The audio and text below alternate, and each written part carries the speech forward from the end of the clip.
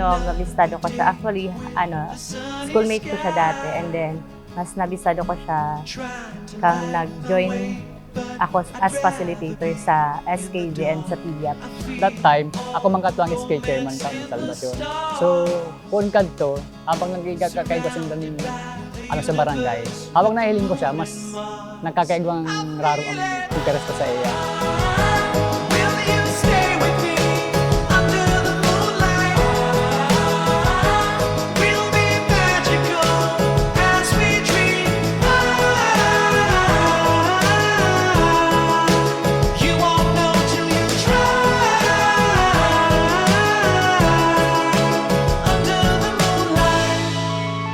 Sa 4 years ng pag-iiba nun, nasabi kong siya na babaeng papakasalan ko nung mas nagarong ang pag-iibanan nila.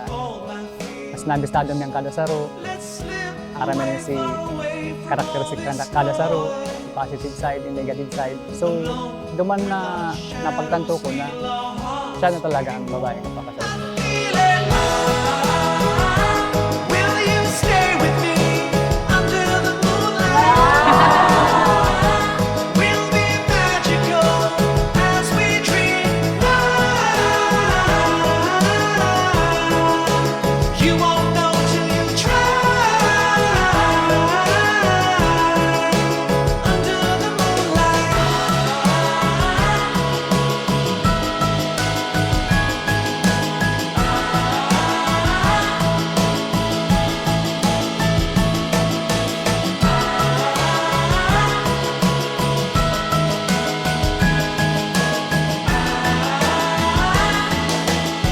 Thank God for this opportunity to get married.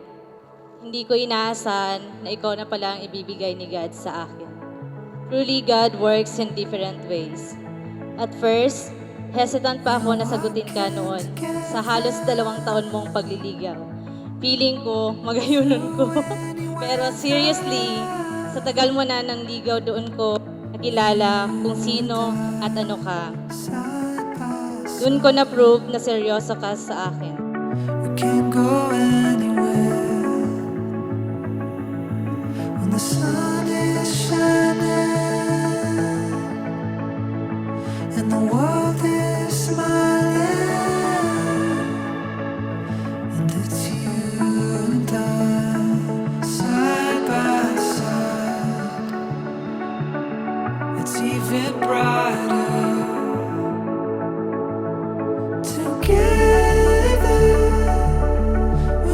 together. We are stronger. We can lift each other when we're falling. I got your back and you got mine. When we're side by side. When we're side by side. I promise to love you as Jesus loved us. I will love you unconditionally. I promise to listen with an open heart, to communicate honestly and openly. Mayong taraguan ha. Nasa gilid mo lang ako, supporting you. Basta always remember that I love you and I am truly blessed that God gave me you. Together, when we're together, we are stronger. We can lift each other when we're falling. I got your back and you got mine. When we're side by